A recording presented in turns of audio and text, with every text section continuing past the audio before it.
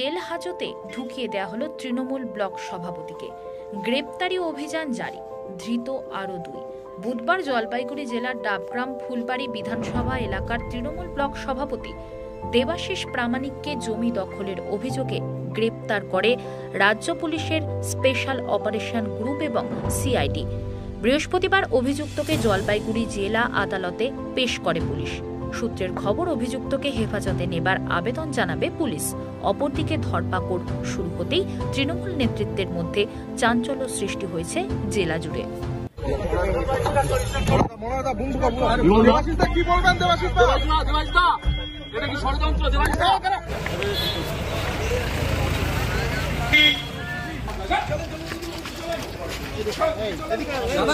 কি বলবেন?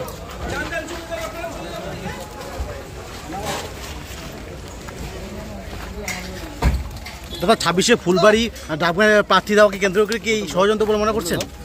দাদা দাদা দাদা দাদা কিছু বলবো না, কিছু একটা বলবেন? কেন অ্যারেস্ট করা হলো আপনাকে? কেন অ্যারেস্ট করা হলো?